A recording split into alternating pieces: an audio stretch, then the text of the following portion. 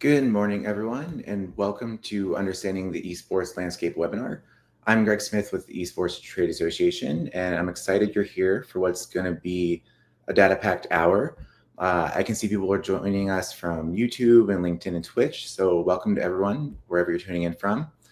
Here's what's going to happen in the next hour. At Esports Next 2025, we gave you a taste of our landmark study of nearly 2,000 Americans, and today we're going to get the full picture. And leading us through this data deep dive is Jason Alsop, who's Senior Vice President and Managing Director of Research Services West at Angus Reid Group. Jason and his team conducted this comprehensive study, and he's here to share insights that go way beyond what you may have seen in the top line report. So some quick logistics before we jump into it. We'll have time for a Q&A at the end, so please drop your questions in the chat as we go. And if you need to step away, don't worry, we're recording everything, and you'll get access to the full presentation and materials following the webinar. So with that, Jason, take it away. Hey, thanks so much, Greg, and very excited to be here and walk through the more of the research study that we conducted. As Greg alluded to, we executed some research to really help better understand what the esports landscape looks like right now in the US. We talked about playing and watching, but really wanted to understand not just what we're doing today, but also having a look forward to the future. What could that look like? What are the challenges that are out there? And how might organizations take advantage of all that? So what's today's presentation really going to be about? Well, in order to know where we want to go, we need to understand where we are today. So we're going to tell you a little bit more about what we set out to learn. Then we're going to give you a small snippet of how we actually did it. And then we're going to dive deep into the data. And there's two areas of exploration that I really want to focus on today. The first one is where are we today? What does it look like? What are gamers doing today? Where does esports sit? And all those kinds of metrics. But then to the point earlier is like, where do we actually want to go? What does the future look like? And how might we want to tap into that? What are the challenges that are presenting themselves? And then it wouldn't be a research presentation if we didn't give you some understanding as to what can you take away? What are the snippets that I really want you to think about when you're noodling over this a little bit later this afternoon? So there's a few objectives of today's presentation we really want to walk you through. The first one is, what is the current state? Like who's participating, who's watching, what games are people playing and watching, what platforms are they using, why do they do it, what are some of the challenges that this particular industry faces. We also want to talk about the outlook. We mentioned that earlier, but like, what is going to happen moving forward? How do I understand what the challenges are today so I can therefore make sure that I can move forward in the most appropriate fashion? And regarding that future piece, what does innovation look like? How do I take advantage of that monetization? How do I change the different content that's out there to sort of better leverage what I can do? And then, as I said earlier, I really want to focus on those 4 key points at the end. What does that look like, and how can we better position ourselves moving forward? So just a quick synopsis here of how we actually did it. We went out into field and collected the data in early May, so it's relatively fresh off the press. To Greg's point, we spoke to about 1,870 consumers across the US, mostly adult. But we also, because of the recognition of understanding the future of gaming, we also wanted to speak to some teens who are aged between 13 and 19. And we balanced that by age, gender, and region. So what does that mean? It's relatively representative of the US population at large, including teenagers as well. So in order to understand where we want to go, the first thing we really have to appreciate is, where are we today? So I like to think back to this when, I first came across the terminology of esports like probably 10 years ago. And I'm not going to lie, I had absolutely no idea what that meant. But now you can see in this data here that the vast majority of the population out there, not only are they aware of it and what it means, but they're also relatively familiar with it, right? You can see that in the general population, 83% of the population are aware of esports, with about 54% of those people actually familiar with it. And as I said, if we were to go back in time, even 10 years, those numbers would be drastically smaller. So from an education standpoint, the landscape has moved. We now are speaking about a subject and a topic that is on the lips of many people. We don't have to go out and educate the population as to what esports actually is. Those days are over. We're now in a space where we're really trying to optimize what content and application and penetration and all those kinds of things, making sure we understand that. On the right-hand side, what we actually ask people is to give us some definitions of what esports means to you. And you can see in those unprompted definitions that they're pretty rock solid, right? And as I said, going back 10 or so years ago, that would not have been the case. So what it really says is that those days that we've had of trying to educate the population and try to get the message out there, those days have come and gone. We're now in a situation where we're really trying to leverage and optimize and take advantage of the groundwork that's been laid within the industry. This is a really interesting data, and no doubt because of the fact that the vast majority are not just aware, but also familiar. 2/3 of the population play video games. This is not something that is small anymore. Clearly, this has been pretty rock solid for a while at 67%. But the reality is, most people play. So if you're not playing games, you're in some way, shape, or form you're being left out in the cold, right? So most people are out there playing video games. Fewer people are actually watching esports related content in the past year, which is interesting, at around 44%. But what then that actually means is actually, I'll come back to that in a second. Let's talk a little bit more about who these people are and what they actually do, right? So in that dark blue column there, we've got the demographics of those who of US adults, right? So you can see, the male, female, age, etc., etc. What's really interesting here is that those who are engaged in esports, either watching or playing, tend to skew a little bit younger and a little bit male, very reflective of household income, education, and regionality. So not many great differences there.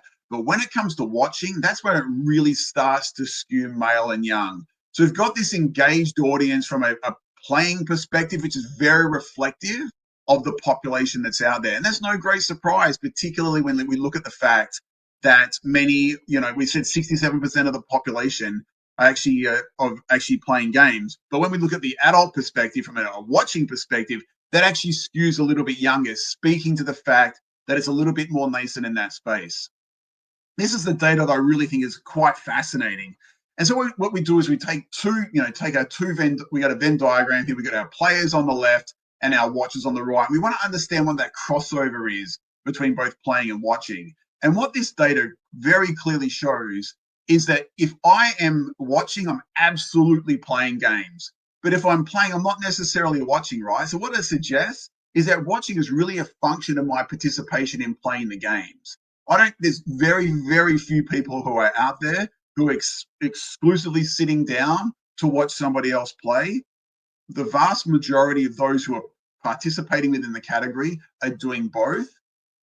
But as I said earlier, this is really a function of people watching others play is really to help elevate and advance their own play. And when the kinds of games that we're talking about playing and watching, you can see that forgetting the games for a second, what we really see here is that playing, as that data showed on the previous slide, it's playing that's driving engagement, right? So those black columns are talking about playing games. The blue columns are talking about playing and watching. And so what this really demonstrates here is that, again, playing and watching sort of is the vast majority of the engagement when it comes to playing games, be it Minecraft or Fortnite or Call of Duty or Tetris, or across the board, we really see that engagement is driven by playing the game. Where we see a little bit more, where that red column up, which is those who are only watching this content, where we see that really rise is in the tournament style of games, such as your Valorant, your Call of Duty, your League of Legends, Fortnite, and so on and so forth. So what we see here is it really, again, speaking to the fact that engagement is driven by playing, watching amplifies that and helps me get better. But in reality, it's really driven by engagement, i.e. playing. If I'm watching, I'm absolutely playing. But very few people, as I said earlier, are exclusively watching as opposed to not playing either. And this is really interesting data, particularly when we get to the next slide. And this is asking people, okay, well, how often do you play the games for the games that you play? And what it says here is that the level of playing engagement is really, really high. This is not something that people are doing once a month or less often. As you can see with those dark black numbers there, people are playing these games on a weekly or more often basis for the vast majority of these games. Okay, so really speaking to a high level of engagement around playing these games, be it Dota or NBA or whatever it is, people are engaged in an active basis, regardless of the game. It doesn't matter. Even at Tetris, which is down the bottom there, which has a number, like is a much higher penetration of players, even those guys are playing potentially at a slightly less number, but still there's a higher level of engagement in the frequency of these playing. But does that then mean that players consider themselves like, pro? And the answer to that question is no. So even though people are playing these games at a weekly basis, they don't see themselves, they're self-selected, they don't see themselves as either professional, semi-professional, even core. They really see themselves as casual and hobbyists. So even though I might be sitting down and playing games on a weekly, nightly basis, I'm not doing it because I think that I've got some future in it. I'm doing it because it's something to let off a little bit of steam and have some fun and pass away the time. It's very much casual and hobby players. So this distinction between how I categorize myself as a player, yet I play quite frequently, is very, very interesting. And how do actually people engage with these games when they're playing them? Well, the vast majority is through mobile devices. We obviously at 42%. About 34% play through a PC and gaming laptop, 30% through the Switch, and 24% through the PS5. What's really interesting, obviously, is the fact that, as we know, Nintendo just released their Switch 2. It's been reported to be out of stock, so that'd be really interesting to see how that impacts this. And obviously, the factor here that mobile and or handheld with the tablet there, captures a fair degree of the market. It's going to be really interesting to see how the Xbox announced their new handheld. What's that going to look like here? What's also really interesting here is the mean number of consoles that are selected at about 2. So that suggests I've got one console and I've got a mobile device. So the question here is, I can't continue to go out and buy certain things. I have to make a choice at some particular point in time. I'm going to have some kind of handheld. The question I have then is, what is that next console going to be? Is it going to be Nintendo, PS, or Xbox? This is the challenge for the industry moving forward. How do I take advantage of what's happening in the landscape? We talked before about the playing habits. Let's also talk about the viewing habits. And what's really interesting here is if I am participating and watching a game, like we don't see the same degree of fervor around watching as we did playing.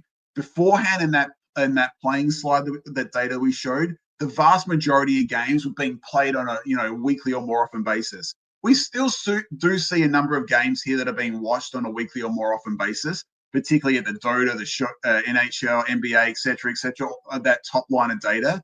But as we get towards like the other games that are down on that bottom row of data here, there's fewer people who are watching this on a weekly or more often basis.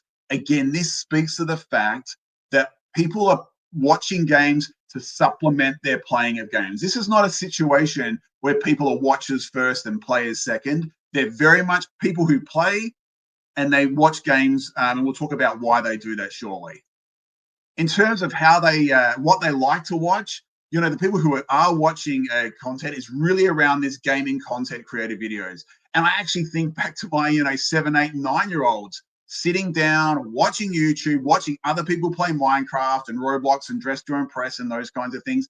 This is where it is at. A lot of people who are out there watching content are actually actively engaged in watching other people, get past certain levels and do certain things throughout the games. They're about 55% participating in live streams and engaged in that. And then you can see the next 4 data points, which are really relevant to the esports population. It doesn't cut through in terms of that kind of professional component, be it events or players or leagues or teams. Where it's at is really in that content phase, like that ability for me to watch something that's not at a certain time or whatever it is, but it's actually around content that is engaging, helps me get through the games. In terms of how people are actually watching content, it's dominated by YouTube at 74%. Twitch comes in second, TikTok at 27, Discord at 19, and you can see it's kind of a go down there. But, another like 86% of people are watching it and live streaming these things. So you can see there's a lot of people out there who are actually watching live content as we go. We also wanted to understand a little bit more about, like, that's great. I play games, I watch people play games, but am I actually doing anything throughout that process? Is there an opportunity to monetize it? And what this clearly shows is, yes, 62% of those people who have played or watched games are actually participating through their pocket, i.e. not just my thumbs or watching other people do it. It's actually putting my hand in my pocket and making purchases throughout that experience, be it an in-game purchase at 40%, some downloadable content at 39%, or even a subscription or a season pass at 37%.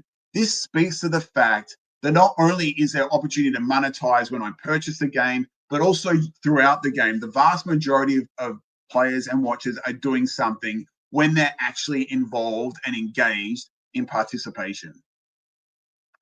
So actually, what we've talked a little about what they're doing, why they're doing, how they're doing it, but let's focus in on now and that engagement and what's actually driving the bus for people in terms of why do I actually play the games? Why do I watch the games? And conversely, what are the challenges for our industry moving forward?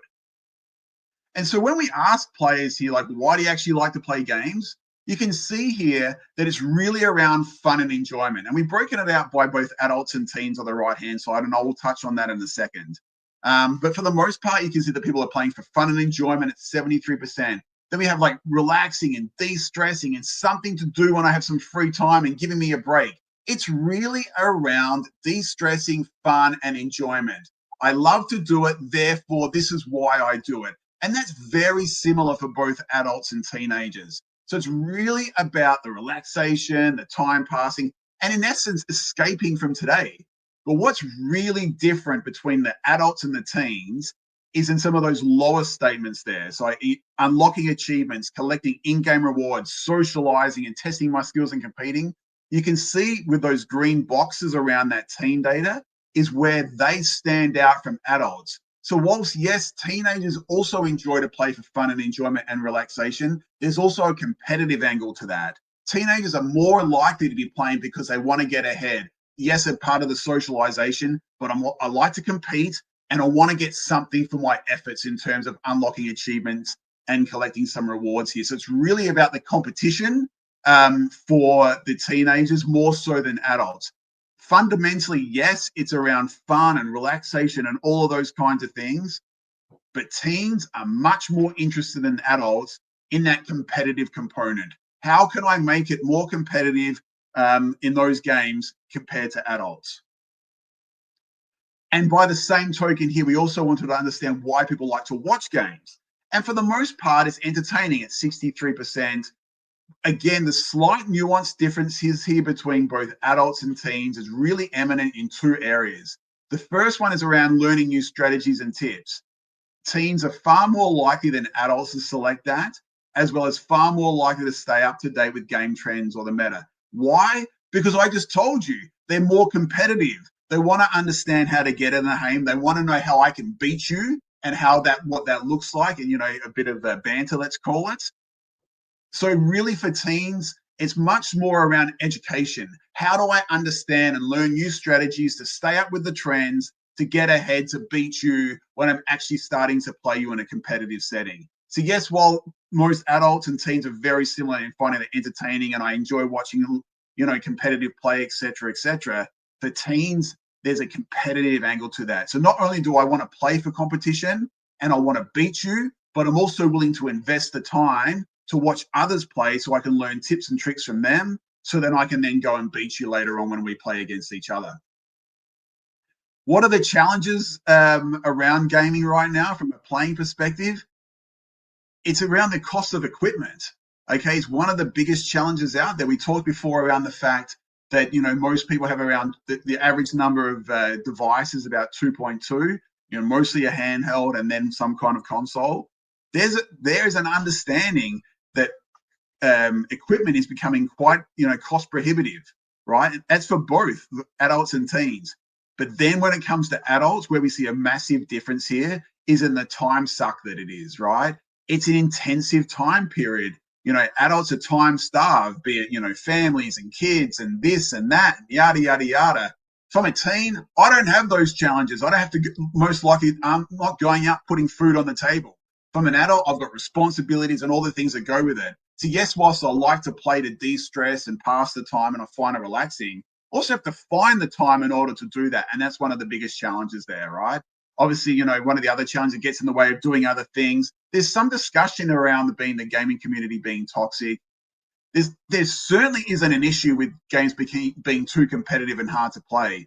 People aren't not playing for those reasons, i.e. the content is solid. The games are good. I like the competition. I want something to try to strive to be better at. So mostly it's really around the gaming, the content, sorry, not the content, the equipment becoming too expensive, which is one of the challenges around gaming from a playing perspective. But then from a watching perspective, it's really here around, most people, there's nothing they dislike around it at 24%. And that's particularly the case with teens. But some of the challenges that we hear are really around the events occurring at times that they can't watch. So that whole scheduling thing, is there an opportunity to be flexible in that space? Watching this takes up time. We just talked about people being time starved earlier. So that's another challenge. This idea that the community can be a little bit toxic in terms of the comment bars and things of that nature, the content losing appeal. These are all things that are sort of percolating to the top a little bit, but there's nothing here that's really a massive challenge to overcome maybe outside the flexibility of different events. So at this point in time, we've spoken to people around why they do it, why they like to do it, and also what some of the challenges they face. But we also wanted to speak to people who were doing it and no longer do. So let's hear their perspective. And when we ask people why they stop playing games, it again comes back to time. If I want to be in the space, I don't have the time, therefore I prefer other hobbies or activities. It's a time crunch. I need something. So here's a challenge for the industry. How do I do so I can have it in snippets as opposed to elongated periods of time? Sure, I might have lost a little bit of interest in it. And 23% indicating I don't have the equipment or the money. But in reality, it's a function of time. And ipso facto, I then start preferring to do other things and other hobbies and activities. They're potentially taking up less time themselves. So it's not really about negative experience with gaming per se. It's not like we've lost them because it was a horrible experience. It was the fact that it takes time. It's a time crunch. And if I'm being time starved and I've got other challenges and other responsibilities out there, I need to find things that potentially I can still relax, still de-stress, still put my feet up, but not necessarily invest as much time as I wanted to. And then from a watching perspective, what's different about this is earlier we just said that there was no negative experiences from a playing perspective, but people stop watching esports content because they don't find the content appeals to them anymore. So earlier around the playing, it's around time. But when it comes to watching, it's around the content, i.e. the content isn't as appealing as it once was. Sure, they might have lost a little bit of interest and prefer other things. But if the content's not where it needs to be to engage with them, that's where people are starting to drop that out of their repertoire of things to do. So we've kind of established the landscape today, what it looks like, where we are today, who's doing it, how they're doing it, etc. But we also want to recognize, it's great to know where we are today, but where are we going tomorrow? What can that look like? What does the category look like moving forward? So we want to touch on a few growth indicators here. And this is really interesting data. On the left-hand side here, this is the general population. We ask people is esports going to become more or less popular in the future? And this is amongst people who both engage and don't engage. And there's a real solid sense that people expect esports to gain in popularity. This really does highlight the opportunity to capture this enthusiastic market, both amongst those who are engaged in that middle column and those who aren't engaged. Even if I'm not engaged in esports today by either playing or watching games at all, I'm far more likely to think that it's likely going to continue in popularity than lose popularity. Again, right at the start, you remember the fact that I said, the vast majority of people know what esports is and mostly are familiar around it. So the days of education are past. Now it's tapping in to the fact that we recognize that education has been done, the groundwork has been laid. What does this mean for us moving forward? It really clearly suggests that even if I don't play and I don't watch, I recognize that it's going nowhere. Okay, I recognize that it's here to stay. It's going to grow in popularity. The question is, how do I tap into that? And obviously with that data in the middle column there, for those who are engaged in esports, i.e.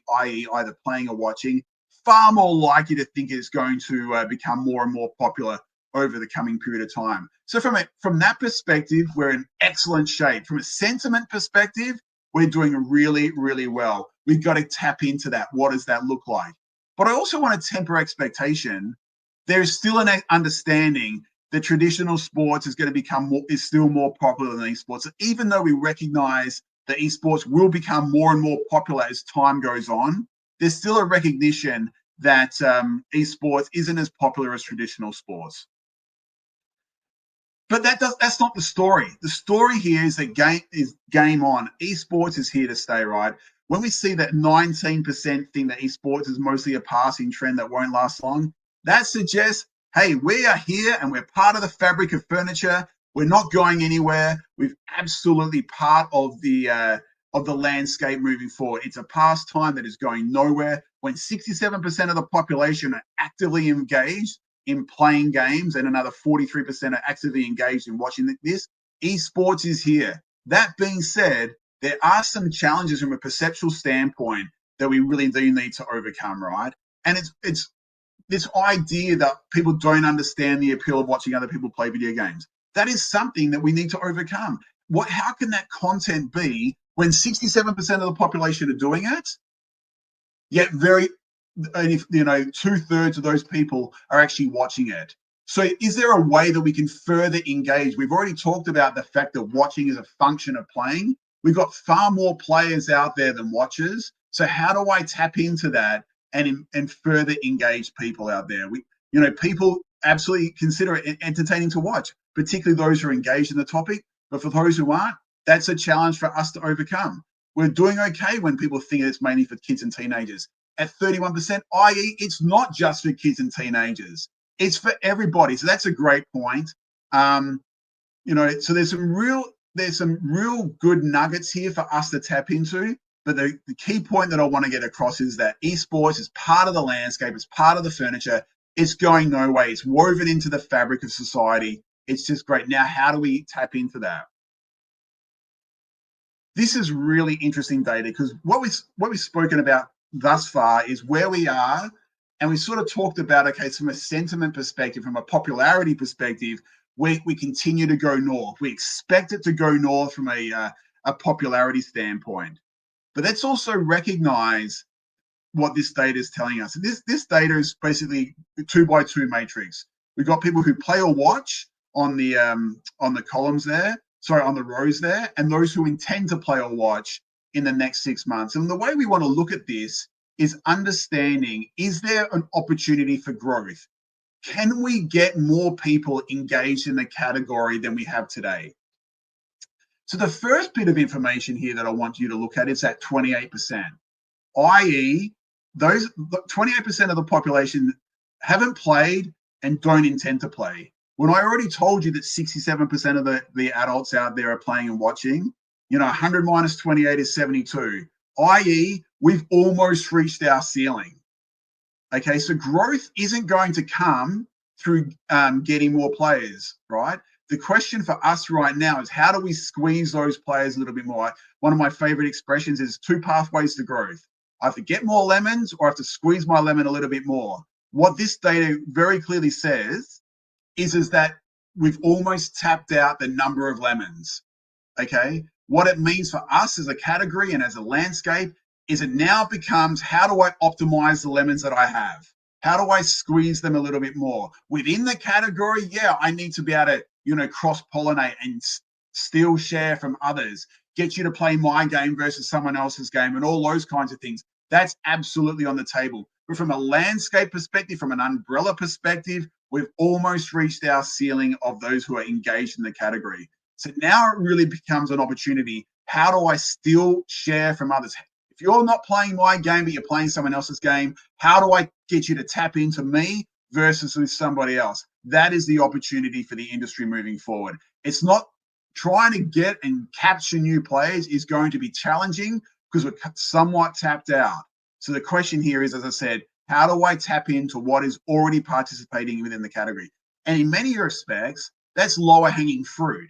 It's much harder to get a net new player than to get someone else who's already part of my category to start participating within my category. So The opportunity is there for us. We have to recognize, how do we engage with these people?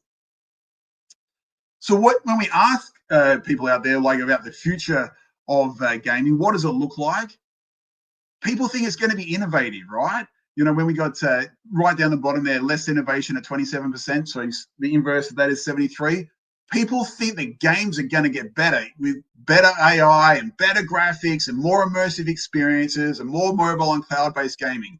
And that's particularly amongst the teens that are out there, who are much more likely to consider all of those things. But innovation comes with a price tag, right? And that price tag, as we can see, is the other perception that's out there, i.e. it might become more expensive. So the challenge for us as an industry is, how do I innovate? How do I capture you? How do I provide all of these things? But how do I keep that price tag on the the more moderate level, as opposed to the increased level there? So what are the opportunities? What are those little nuggets that we want to leave you with? And I recognize we were a little bit ahead of time here, but that's great. Potentially more opportunities for questions. So activate and retain the engagers. Most people who are out there are playing games. The question here is, how do I engage you further? Far fewer people are watching than in playing. So what could that look like? There's an opportunity to build long-term brand relationships. How do I do that? What can that look like? We talked before about from a watching perspective, that's really around content creation. Like, what can that content look like? Most people who are watching games are really in that space, more so than on that esports professional side of the table. So the question here is like, how can we create content and make sure that it's being engaging? If you're out there designing games and content, you've got to optimize it for mobile and PC. Okay, that's where the vast majority of people have their devices. Okay, so make sure if it can fit on my phone, we're good to go. But it's really got to be in that space. Okay, and then as I ended with, although the ceiling for participation within the categories is close to its peak, most people think within that it's going to become more and more popular and more interesting. So therefore, with that becomes a greater opportunity to invest in partnerships and presence, and really enjoying to build a much bigger and larger landscape. And with that, I'll pass it over to Greg, who will field the questions. Thanks, Jason. It gave us a lot to think about. I've been monitoring the chats across the various platforms, and there were kind of some commonalities that folks had. So folks were asking about kind of creators versus esports investment. So your data show that 66% prefer gaming creators, while only 32% watch esports events. For brands that are looking at the space, what does this preference gap kind of suggest about where they should focus their budgets? Well, there's far more people who are involved in the content side of the game, right? So that if it's a case of reaching eyeballs, okay, it's really a case of going down the content pathway. That's not to suggest that being in the esports space from a branding perspective is going to be challenging, but it's really suggesting if it's reaching eyeballs from a brand partnership perspective, being in that content space is where you're going to reach more eyeballs. Gotcha. Great. Another kind of trend I saw in questions was around age and future expectations. So you pointed out some significant differences between teens and adults and how they view esports and the future of its growth. What do these generational gaps kind of tell us where the industry is heading in the next 5 or 10 years? Where it says is that innovation is going to be a key component to it. I think I'm a 49-year-old person, and I think about innovation that's happened in my lifetime. But what's happened in my lifetime is basically what's happened in the last 3 years, right? And so if I'm a teenager today and I'm seeing all of these things that are like moving forward at a rapid rate of knots, and so I see like teenagers expect and understand have gone through a process and a period of time where things are drastically different to what it was 3 or 4 years ago. So I think what that means for them is that they're likely going to be a little bit more on the case of, yes, I can do it today, but I expect far better in 3-4 years' time. So they likely see innovation to be even more prevalent than what I do. I'm very comfortable with the machine that I have and the console that I have, but a team might be more likely to sort of say, to flip. I mean, you think about um, teens with phones. They're much more likely to switch phones because someone's got a better camera than something else, or I get more memory, whatever it is, right? We would expect to see the same level of behavior with engagement and adoption with teens than we would with adults. Okay. Kind of along those lines. So Jennifer was asking about research regarding perceptions of esports being not a sport, and how we change that perception. Do you think that that's an easier perception to change based on the shifting demographic that's kind of coming up? Yeah, it's a great question. We didn't dive into that in much detail, but I think there is an opportunity there to sort of change that perception out there. I think it's going to be a challenge, being straight up. But I also recognize, to your point, that we have an engaged category. We have teens who are more and more engaged, and more so than they were even years ago, right? So as they become into that adult population and start to earn their money, et cetera, there's going to be greater recognition of esports being actual professional sports than what it is today amongst the quintessential adults. So I think it's going to become easier in time. It's not something we delved a lot into throughout the research, to be fair, but it's certainly something that I think that over time is going to be much easier message to get out there. Cool. Perhaps no surprise, there's some questions about profitability and perceptions in the research. So I think you said 62% of people believe that esports is very profitable. But if you talk to different parts of the industry, we've got very different economics going on, right?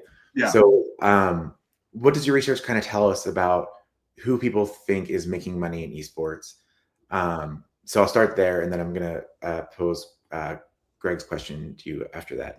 Yeah, great question. The reality is like when I'm sitting down and I buy my console for X $100 and I go buy a game, and then I think about all my friends and all my family members who have also outlaid that kind of money.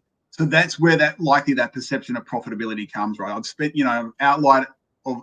outlaid a few hundred, if not up to thousands of dollars on that experience. And so when I then think about it from a perception of, okay, like my friends and my family who are also involved, it's likely evolving. And we didn't delve into that, but that's likely where that perception is happening. Is because it's not the barrier to entry, like for a teenager, seems relatively high. Like a few $100 is not small change for a teenager out there. An adult, maybe not so much. But when you think about a teenager, think about like I've got to outlay a few $100 to get involved, right? That's big bickies for some people, right? So the reality here is that then gives that perception of profitability throughout the industry. That doesn't necessarily mean that it's correct. It's a perception that they hold. Gotcha. So it sounds like that the teens and the consumers look more at the actual consoles and games they're buying and equate that with esports. Very likely. And then you also think about the in-game purchases that people are doing, like, $2, $3, $4, $5, $6. And again, I'll bring it back to my own kids, like $1 here, $2 there. It doesn't sound like a lot of money, but when you're doing that multiple times a week, right, it adds up. And so this perception then of profitability, will likely start to escalate. So again, this is perception. Doesn't make a reality, but this is the perceptual challenge that needs to be overcome. Gotcha. And Greg kind of brings up a good point here with a lot of the esports landscape being free access. He wants to know what changes might be able to be made to kind of monetize without disrupting current engagement. Yeah, that's a great question. We didn't look into that in great detail, so I'd love to take that away and get back to you. I'm sure there's definitely opportunities, but let us get back to you on that. Okay. And then one more kind of theme that was popping up in the comments was around mobile versus traditional esports. So your research found that mobile gaming was dominating at 42% usage, Yeah. but most esports coverage, at least within North America, focuses on PC games. So based on your platform and demographic data, is there a disconnect between where people are actually gaming and where the industry puts its attention, at least within the North America context? Yeah, it's a great question. So when we ask that question, we ask them how they consume and how they play, right? And so what we can likely do is break out how they're consuming esports content versus other content, if that makes sense. So then I can actually address the question in a better way. I can't do that so off the top of my head, but we absolutely, to your point, we broke it out by like the different consoles and then how they consume that. So if you give me the opportunity, I'll go back and look into that for you. Sure. I think those were all the questions. I think I covered and kind of grouping them. If anyone has any other questions, you can drop them in the chat now. If I don't see anything coming through, then I will thank you, Jason, for conducting this research and then also holding this webinar. I think folks have a lot to kind of think about and kind of go through, and I'm sure they'll be looking at those numbers even deeper following this webinar. For everyone that tuned in, thank you for joining us on behalf of the Esports Trade Association.